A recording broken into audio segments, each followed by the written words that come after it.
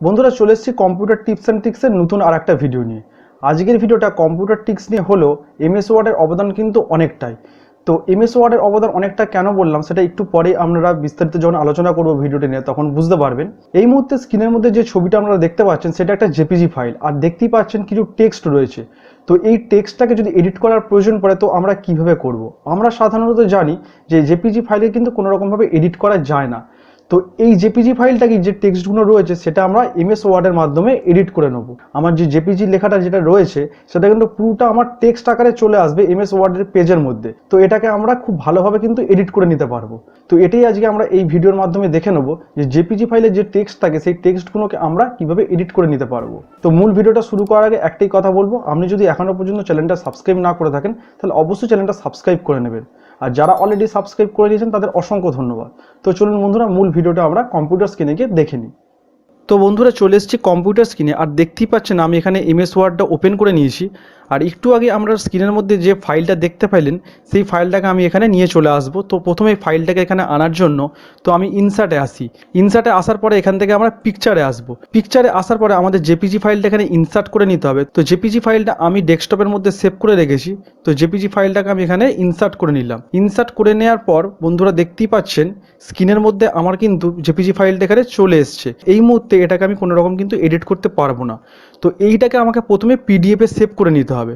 তো ফাইলে আসি, ফাইলে আসার পরে এখান থেকে সেভ অ্যাজ করি। সেভ অ্যাজ করে এখান থেকে ডেস্কটপে আমি সেভ করছি। তো এখান থেকে আমি ডেস্কটপে ক্লিক করলাম, ডেস্কটপে সেভ করব। ফাইল নেম দেওয়ার দরকার নেই, অটোমেটিক একটা ফাইল নেম নিয়ে নিয়েছে। আর এখান থেকে সেভ অ্যাজ যে টাইপ আছে এটাকে আমরা সিলেক্ট করে নিয়ে পিডিএফ করে নেব। পিডিএফ করার পর আমরা এটা সেভ করে দেবো।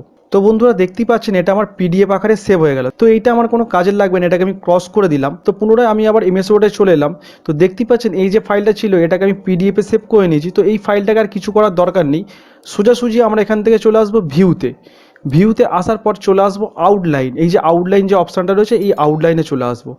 আউটলাইনে আসার পর এখান থেকে শো ডকুমেন্ট বলে একটা অপশান পেয়ে যাবেন। তো এই শো ডকুমেন্টে ক্লিক করব। শো ডকুমেন্টে ক্লিক করার সঙ্গে সঙ্গে একটু রাইট সাইডে দেখতে পাবেন ইনসার্ট বলে আর একটা অপশান আসবে। তো এই ইনসার্টে ক্লিক করব। ইনসার্টে ক্লিক করার পরেই আমাদের যে পিডিএফ ফাইলটা রয়েছে সেটাকে আমাদের এখানে ওপেন করতে হবে। তো ডেস্কটপে আমি সেভ করেছিলাম, তো ডেস্কটপ থেকে পিডিএফ ফাইলটা সিলেক্ট করে নিয়ে আমি এখানে ওপেন করে দিলাম। ওপেন করার সঙ্গে সঙ্গে দেখতে পাবেন একটা ডায়লগ বক্স চলে আসবে। তো এটাকে আমরা ওকে করে দেবো। ওকে করে দেওয়ার পর বন্ধুরা দেখতেই পাচ্ছেন আমার যে লেখাটা ছিল যেটা পিডিএফে আমি সেভ করেছিলাম সেই লেখাটা এখানে দেখাচ্ছে। এবারে যে এই আউটলাইন বর্ডারটা দেখতে পাচ্ছেন তো এখানে আমি ক্লোজ আউটলাইন ভিউ, তো এইটাকে আমরা ক্লোজ করে দেবো। ক্লোজ করে দেওয়ার পর বন্ধুরা দেখতে পাচ্ছেন আমার যে এমএস ওয়ার্ডের ব্ল্যাঙ্ক পেজটা ছিল ওই পেজটার মধ্যে কিন্তু এই লেখাটা কিন্তু টোটালটাই চলে এসছে। এবার আমি একটু বড় করে আপনাদের দেখিয়ে দিচ্ছি।